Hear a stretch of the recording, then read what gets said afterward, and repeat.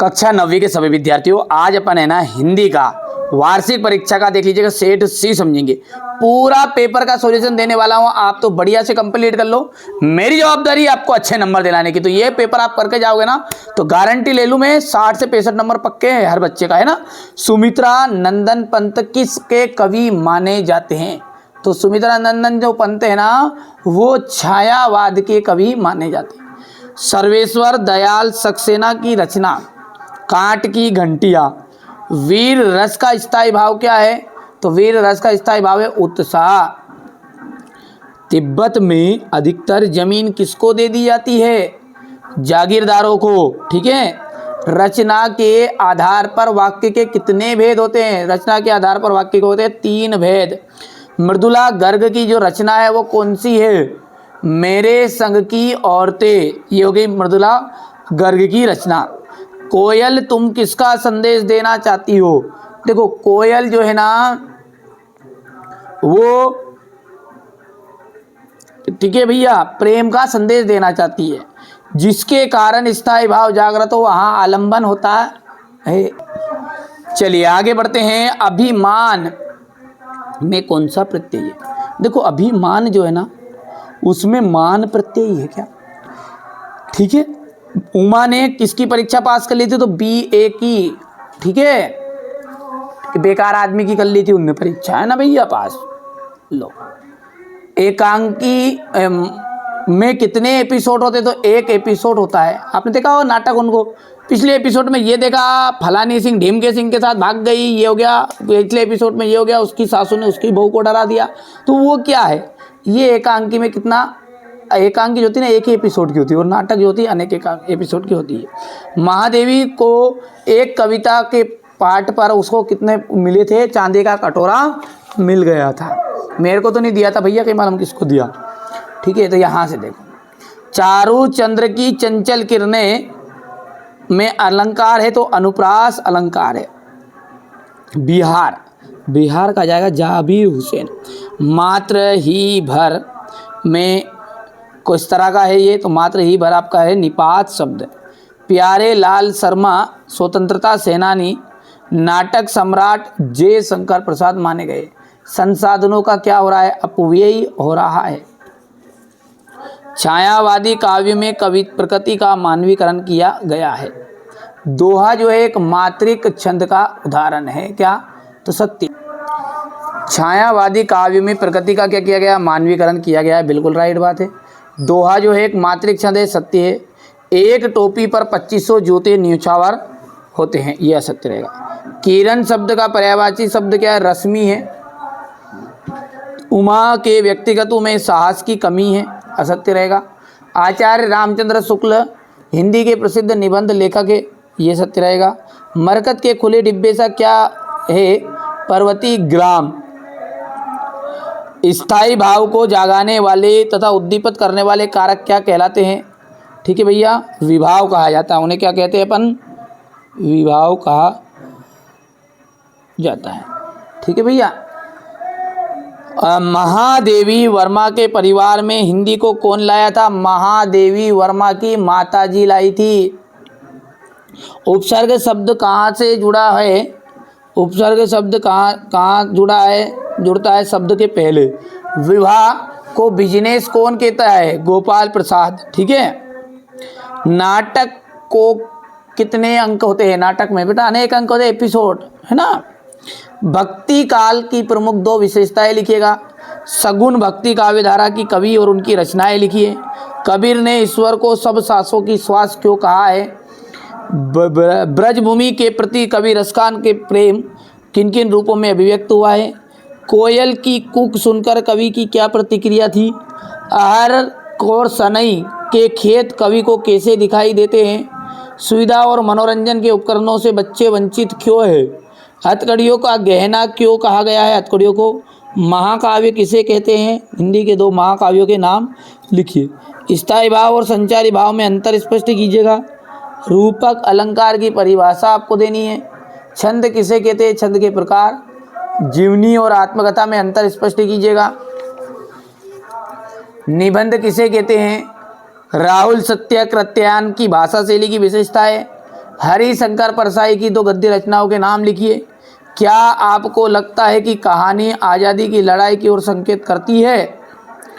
पूरे क्वेश्चनों का सॉल्यूशन दूंगा, एक एक क्वेश्चन का है ना, घबराओ बता। तो संधि और समास में तो ये दो अंतर बताइए। उपसर्ग और प्रत्यय में अंतर। बाढ़ की खबर सुनकर लोग किस तरह की तैयारी करने लगे? मृदुला गर्ग अपनी नानी से क्यों प्रभावित थी? कच्चे धागे को खींच रही है नाव। चलिए आगे देखते हैं, यहाँ से देख लीजिएगा आप बढ़िया से। इसके बाद में ये क्वेश्चन नंबर 19 आपका है, ये यहाँ पर। ठीक है भैया, इतना हो गया। अब क्वेश्चन नंबर अपन आगे देखते हैं। तो क्वेश्चन नंबर ये जो 20 है इसको ध्यान से देखेंगे, ये यहाँ पर है, अथवा हो गया। क्वेश्चन नंबर 20 को देखो, ये रहा आपका क्वेश्चन नंबर 21। बढ़िया से कंप्लीट करना है ना। ये इसका अथवा रहेगा यहाँ पर। क्वेश्चन नंबर 22 है ये, और ये आपका हो जाएगा क्वेश्चन नंबर 23। इसने भक्ति काल की विशेषताएं, और नाम क्या है? भक्ति काल है। तो भक्ति काल है तो भक्ति की प्रधानता तो रहेगी, है ना। साकार और निराकार ब्रह्मा की इसमें उपासना की गई। सबसे पहली विशेषता क्या रही इस काल की? ठीक है, तो साकार और निराकार ब्रह्मा की इस काल में उपासना की गई। रहस्यवादी कविताओं का प्रारंभ हुआ। शस्त्र काव्य शैलियों का प्रयोग करना, लोक कल्याण का कार्य प्रशस्त करना, आध्यात्मिकता तथा सदाचार की प्रेरणा। तो ये आपकी भक्ति काल की प्रमुख विशेषता है। बढ़िया से इसे कंप्लीट करिएगा यहां से। ठीक है, ये आपका क्वेश्चन नंबर 4 है, ये 5। चलिए और आगे बढ़ते हैं। और अगला है आपका सगुन भक्ति धारा, काव्य धारा के प्रमुख कवि के नाम और उनकी रचनाएं। तो देखिए सगुन में क्या है? जिन्होंने भगवान को साकार रूप में माना। अच्छा, साकार रूप कौन सा? एक कबीरदास जी थे, उन्होंने भगवान को तो माना, ईश्वर को माना, ऐसा नहीं है कि नहीं माना है। ठीक है, आजकल जो है उनका अलग ही उपदेश दे रहे हैं कई ग्रंथ वाले। तो कबीरदास जी ने ऐसा नहीं कहा कि ईश्वर नहीं है, ईश्वर है, हर प्राणी की श्वास में। यानी भगवान जो है उन्होंने मूर्तियों में नहीं माना है ना, उन्होंने माना है कि अपने अंदर ही समाहित है, आप निराकार भगवान है ना। उसकी कोई आकृति अपन नहीं बता सकते कि कैसा है। ठीक है भैया, तो ये सगुन भक्ति धारा का मतलब होता है कि भगवान को साकार रूप में मानना। अब तुलसीदास जी है, उन्होंने रचनाएं जो लिखी है वो रामचरितमानस, गीतावली, विनय पत्रिका, कवितावली, ठीक है, हनुमान अष्टांग, जानकी मंगल, ये सारी रचनाएं। पर सगुन भक्ति में के अंतर्गत तो ये अपनी रचनाएं लिख सकते हैं। सूरदास जी की जो रचनाएं हैं, सूरसागर, सुरसहारावली, साहित्य लहरी। मीराबाई राग गोविंद, गीत गोविंद की टीका। अगला है रसखान। रसखान ने क्या किया? सुजान, रसखान, प्रेम वाटिका। ठीक है भैया, चलिए अब स्क्रीनशॉट ले लिया आपने, बढ़िया से इसे स्क्रीनशॉट के माध्यम से आप कंप्लीट करते चलिएगा, है ना। यो क्या, आगे बढ़ते हैं। और अगला है कबीर ने ईश्वर को सब श्वासों की श्वास में क्यों कहा है? ईश्वर जो है धरती के हर कण कण में मौजूद है। कौन बता रहे हैं? कबीरदास जी। इसलिए कबीर ने कहा कि ईश्वर तो प्रत्येक जीव की श्वासों में विद्यमान है, उन्हें बाहर खोजने की जरूरत नहीं है। ठीक है, कबीर ने ईश्वर को कहां बताया है? कबीर कह रहे हैं कि धरती के कण कण में मौजूद है भगवान। ठीक है, इसलिए कबीर ने कहा कि जो ईश्वर है वो तो प्रत्येक जीव की श्वासों में विराजमान है, अतः उन्हें हमें बाहर खोजने की कोई आवश्यकता नहीं है। ले लिया स्क्रीनशॉट। आगे बढ़ते हैं और अगला प्रश्न है आपका, ब्रज भूमि के प्रति रसखान का जो प्रेम है वो किन किन रूपों में अभिव्यक्त हुआ? देखिए, अब देखते हैं ध्यान से। कवि रसखान को ब्रजभूमि अत्यंत प्रिय है। कवि रसखान को क्या है? ब्रजभूमि अत्यंत प्रिय है। यही कारण है कि वे अगले जन्म में किसी भी रूप में यही रहना चाहते हैं। ब्रजभूमि बहुत ही ज्यादा प्रिय रसखान को, और इसलिए वो अगले जन्म में भी यहीं वापस जन्म लेना चाहते हैं। ब्रज के लिए वे तीनों लोकों का राज्य, सिंहासन, आठों सिद्धियां, नवनिधि, ठीक है, इत्यादि सब कुछ छोड़ने के लिए तैयार है। ठीक है, ये देखिए, अब ये भावना कब आती है? अपन कहते हैं इन लोगों को मूर्ख है, पागल है, सब कुछ छोड़ने के लिए तैयार है। नहीं, जब अंदर से भक्ति भावना जागती है ना, उमड़ आती है ना, उमंग आती है, जब व्यक्ति को सब कुछ उसके लिए क्या रहता है, नश्वर हो जाता है। ठीक है, उसे करोड़ों रुपए भी दो ना आप, और उसे कहो कि नहीं यार आपको तो ये, ठीक है, भगवान के प्रति छोड़ देना, ये अपने को काम नहीं करना, तो नहीं, वो करोड़ों रुपए को छोड़कर मार देगा, लेकिन भगवान का काम तो करेगा। तो ये आप इस तरह से आप थोड़ा सा कंप्लीट करिएगा, अच्छे से पढ़िए, है ना। भुला दे डर कुछ अलग कर, ध्यान से सुनिए शब्दों को, भुला दे डर कुछ अलग कर। ठीक है, बढ़िया से आप तो मेहनत करिए, मेरी जवाबदारी है आपको अच्छे से नंबर दिलाने की। ठीक है, आपको जितना बता रहा हूं उतना आप कंप्लीट करते जाइए। कोयल की कूक सुनकर कवि की क्या प्रतिक्रिया थी? कोयल की जो कूक है वो सुनकर कवि की क्या प्रतिक्रिया थी? कोयल की कूक सुनकर कवि जानना चाहते थे कि क्या कोयल का कुछ लूट गया है या कोयल पागल हो गई है। क्या कह रहे हैं कि कोयल की जो कूक है उसको सुनकर कवि जानना चाहता है थे कि क्या कोयल का कुछ खो गया है या फिर कोयल पागल हो गई है, अथवा किसी दवानल की भयंकर आग की लपटों को देखा है। ठीक है, कोयल से इसके बारे में ही वे पूछना चाहते हैं। ये आपका क्वेश्चन नंबर 8 है। अरहर और सनई के खेत कवि को कैसा दिखाई देते हैं? कवि को अरहर और सनई के खेत स्वर्णिम करधनिया जैसे दिखाई दे रहे हैं। अरहर और सनई की क्यारी के बाहर की तरफ पंक्तियां में बोई जाती है, इसलिए वहां करधनी जैसी कही गई है। हो गया इतना क्वेश्चन नंबर 8। आगे बढ़ते हैं और बढ़िया से अगला क्वेश्चन समझते हैं। सुविधा और मनोरंजन के उपकरणों से बच्चे वंचित क्यों है? तो बच्चे के माता पिता आर्थिक दृष्टि से कमजोर है, उनके पास धन का अभाव है। बच्चों के जो माता पिता है वो आर्थिक दृष्टि से कैसे है? कमजोर है, उनके पास धन का अभाव है, इसलिए वे सुविधा और मनोरंजन के उपकरण नहीं खरीद पाते। वे इतने निर्धन होते हैं कि भोजन, वस्त्र आदि के भी लाले पड़ जाते हैं, इसलिए बच्चे सुविधाओं और मनोरंजन से वंचित रह जाते हैं। तो ये आपका क्वेश्चन नंबर 9 हो गया। आगे बढ़ते हैं और अगला क्वेश्चन जो है वो है आपका क्वेश्चन नंबर 10। ठीक है,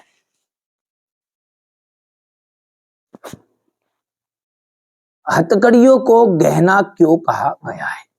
तो गहने जो है ना, गहने श्रृंगार साज सज्जा के लिए पहने जाते हैं, यानी कि सुंदरता के लिए गहने पहनाए जाते हैं।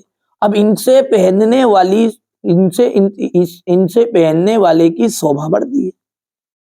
ठीक है, अब देश के जो हमारे क्रांतिकारी थे, अब उनको कौन से आभूषण पहनाए गए? क्योंकि देश की आजादी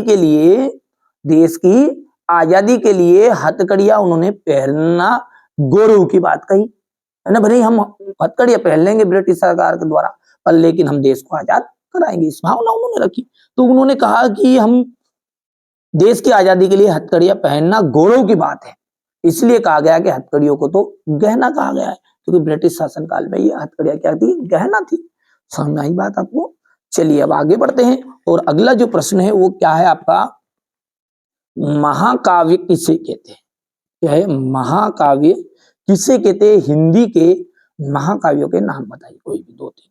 ठीक है, देखिए महाकाव्य उसे कहते हैं जो जैसा हमारा रामचरितमानस है, कामयानी है, साकेत है, ये क्या है? इनमें पूरे जीवन का चित्रण है। तो ऐसा काव्य जिसमें संपूर्ण जीवन का चित्रण होता है, क्या होता है? पूरे जीवन का चित्रण होगा, वो कहलाएगा आपका महाकाव्य। महाकाव्य के नाम सिंपल सी बात है, रामचरितमानस, कामयानी, साकेत, ये सब क्या है? राम हमारे महाकाव्य ही है। बढ़िया से स्क्रीनशॉट लो और कंप्लीट करो, है ना। अब अगला जो प्रश्न है आपका है, स्थायी भाव और संचारी भाव में अंतर बताइए। चलिए मैं इसको ट्रिक के माध्यम से आपको अच्छे से समझा देता हूं। तो देखिए, स्थायी भाव के उदाहरण यदि हम बात करें ना, तो 10 स्थायी भाव होते हैं, और जो आप जानते भी हैं, जैसे हमने श्रृंगार रस पढ़ा है ना, और श्रृंगार रस का स्थायी भाव क्या कहते हैं? अपन रति। हास्य का कहते हैं हास, ठीक है। और करुण रस का अपन बोलते हैं शोक, पीड़ा। तो ये क्या है? ये स्थायी भाव है। संचारी भाव के उदाहरण आप समझो पहले तो। ये एक हो गया उत्सुकता, किसी भी चीज के लिए, जैसे मान के चलिए मैंने आपके लिए, आपके पिताजी ने या कोई ने भी आपके लिए 25,000 का 30,000 का मोबाइल है, तो जो आपके मन में उत्सुकता रहेगी वो घंटे आधे घंटे के लिए, जो कुछ समय के लिए आएगी, क्षण भर के लिए आएगी, वो कहलाएगा आपका संचारी भाव। चिंता, किसी भी चीज की आपको चिंता लगी रहेगी। लज्जा, कोई सी भी चीज है यहाँ पर जा रहा है, आपको थोड़ी सी लाज आ जाए, शर्म आ जाए, तो वो क्या आपकी संचारी भाव है। हर्ष, क्षण भर के लिए आया हुआ खुशी, तो वो क्या कहलाएगा? आपका संचारी भाव कहलाएगा। तो यानी हम बात करें कि स्थायी भाव की, तो जो स्थायी भाव होता है ना, कि वो स्थायी रूप से हृदय में विद्यमान रहता है। क्या रहता है? स्थायी रूप से हृदय में विद्यमान रहता है। लेकिन जो संचारी भाव है, ये आपका कुछ समय रहेगा और कुछ समय रहकर नष्ट हो जाता है या समाप्त हो जाता है। समझ रहे हो आप बात को, कि हमारा जो स्थायी भाव है वो हृदय में हमेशा ही स्थायी रूप से विद्यमान रहेगा जीवन भर। दूसरा जो है, यदि हम स्थायी भावों की संख्या माने तो ये कितने हैं? इनकी संख्या कितनी है? 10 है, ठीक है भैया। और यदि हम इधर बात करें तो इनकी संख्या कितनी है? ठीक है, इनकी संख्या जो है वो है 33, ठीक है भैया। कितनी है?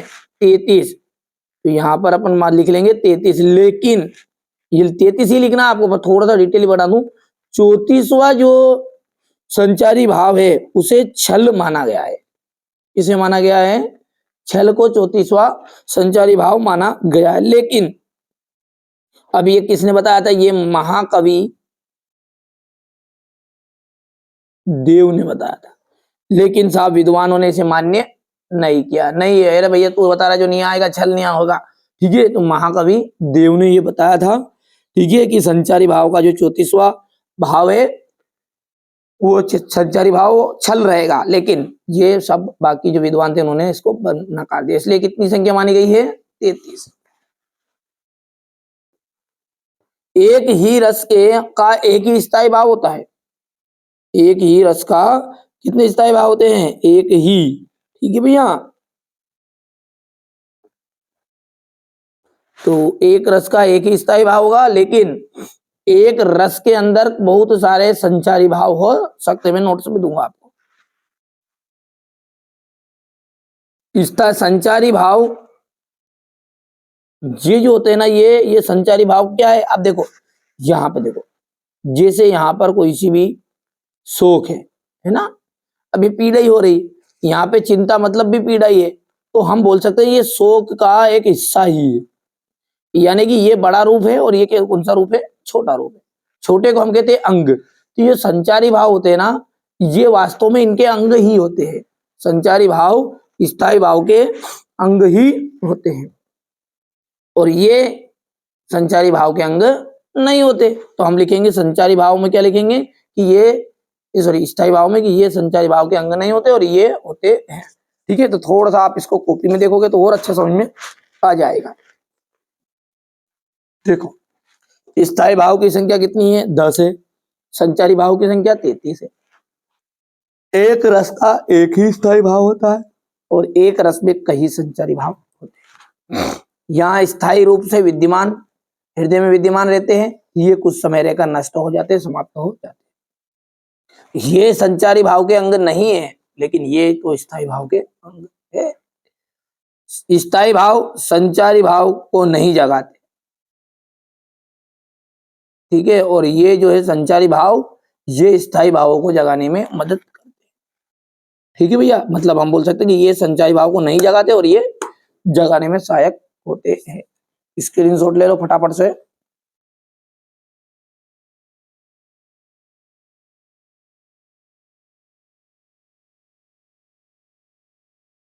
चलिए अब आगे बढ़ते हैं और अगला जो प्रश्न है वहां पे यहां से देखते हैं। रूपक अलंकार की परिभाषा दीजिए तथा उदाहरण दीजिए। रूपक अलंकार, जहां उपमेय या उपमान को एक रूप मान लिया जाए। उपमा मतलब क्या होगा? उपमेय, उपमेय कौन है? जिसकी तुलना की जाए, ठीक है, और जिससे की जाए वो कहलाएगा आपका उपमान। ठीक है, यहां पर लिख भी दिया है मैंने ये कि ये उपमेय कौन होता है? जिसकी तुलना की जाए, और उपमान जिससे उसकी तुलना की जाएगी। जैसे मैया, मैं तो चंद्र लेहूं, चंद्र खिलौना लेहूं, पायो जी मैंने राम रतन धन पायो। तो यहां पर राम जी की जो तुलना की गई है वो किससे की गई है?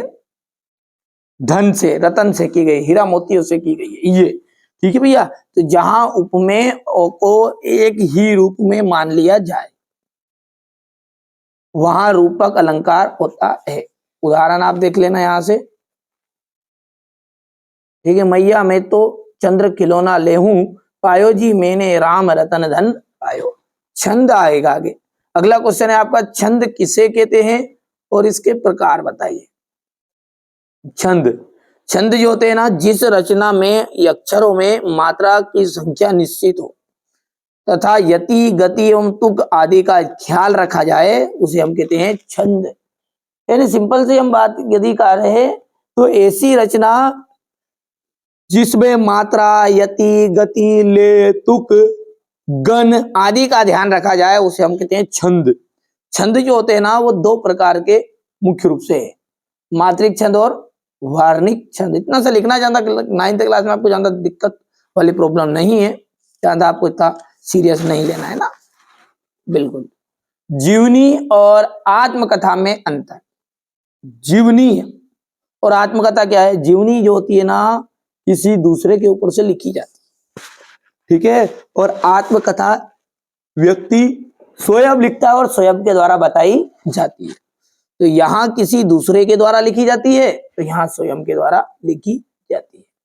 दूसरा है आपका, इसमें लेखक दूसरों के गुणों तथा दोषों को बताता है और इसमें लेखक स्वयं के गुणों व दोषों को बताता है। ठीक है, अगला है, जीवनी वर्णात्मक शैली में लिखी जाती है तो आत्मकथा भावात्मक शैली में लिखी जाती है। सिंपल है, ज्यादा कुछ दिक्कत नहीं है। इसमें लेखक स्वयं के विचारों को नहीं बता सकता, क्योंकि जीवनी का मतलब क्या है? दूसरों की, तो दूसरे में अपना टांग नहीं अड़ाने का। ठीक है, यहां पर स्वयं के विचारों को दर्शाता, तो ये यहां से जीवनी और आत्मकथा में अंतर हो गया। चलिए आगे बढ़ते हैं और अगला है, निबंध किसे कहते हैं?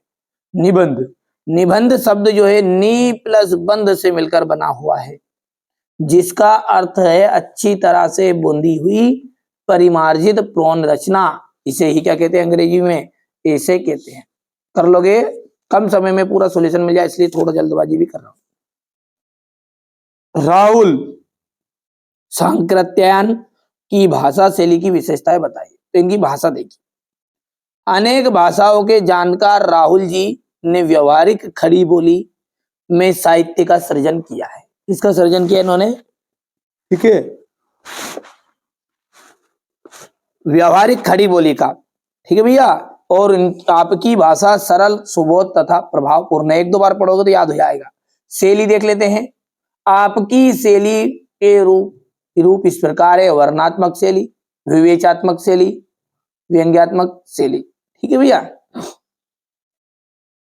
हरिशंकर परसाई की 2 रचनाओं के नाम देना है। तब की बात और थी, भूत के पांव पीछे, बेईमानी की परत। आगे बढ़ते हैं और अगला क्वेश्चन है, क्या आपको लगता है कि यहां कहानी आजादी की लड़ाई की ओर भी संकेत करती है? तो अपन देखते हैं यहाँ पर, प्रेमचंद ने स्वतंत्रता आंदोलन में सक्रिय भाग लिया था। कहानी की जो रचना है, कहानी की रचना के समय स्वतंत्रता आंदोलन तीव्र गति से चल रहा था। प्रेमचंद ने क्या किया था? स्वतंत्रता आंदोलन में सक्रिय रूप से भाग लिया था। कहानी की रचना के समय स्वतंत्रता आंदोलन तीव्र गति से ही चल रहा था। इसलिए यह बिल्कुल स्वाभाविक है कि प्रेमचंद ने बेलों की आजादी के संघर्ष के माध्यम से आजादी की लड़ाई की ओर संकेत किया है। तो ये यहां से बढ़िया से स्क्रीनशॉट लो और कंप्लीट। लेखक के अनुसार जीवन में सुख से क्या अभिप्राय? लेखक के अनुसार जीवन, देखिए यहाँ पर ये गुड़िया ने जीवन गलत लिख दिया है नोट से जब तैयार किए थे, ये जीवन वही लिखना है। जीवन में उत्पादों का को उपभोग ही सुख है।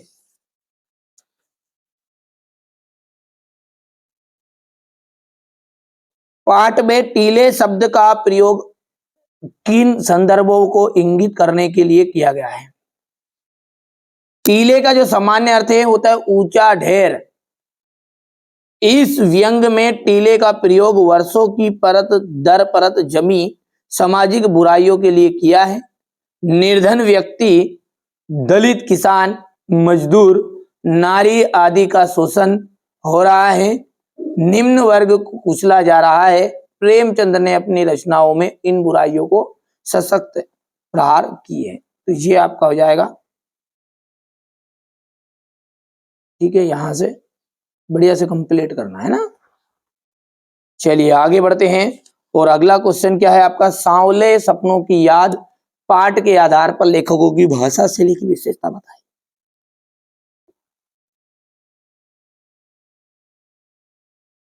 इस पाठ के आधार पर लेखक की भाषा शैली की विशेषता है इस प्रकार है। इस पाठ की भाषा सरल और सुबोध खड़ी बोली है।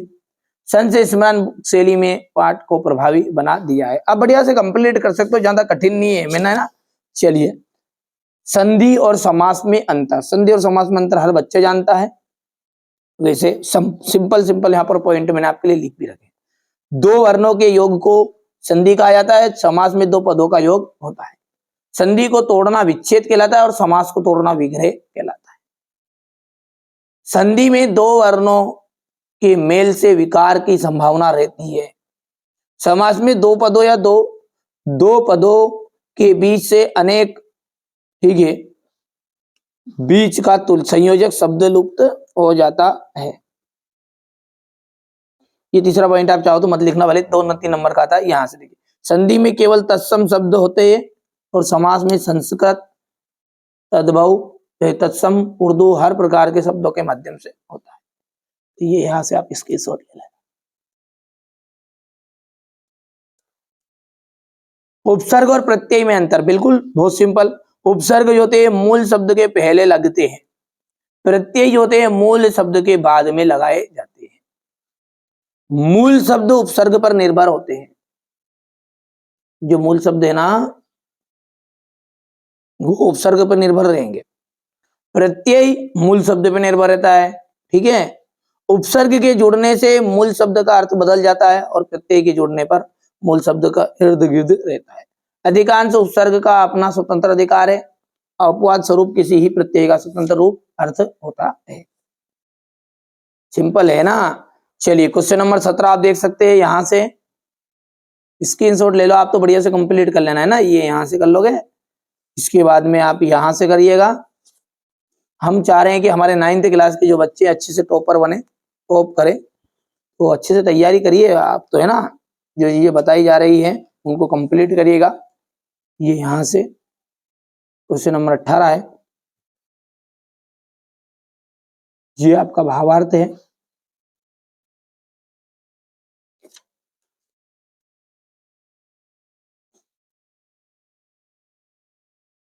ये यहां से प्रसंग हो गया है और ये भावार्थ है।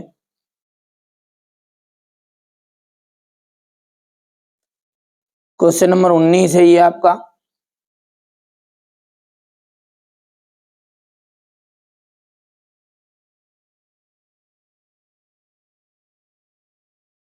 यहां से व्याख्या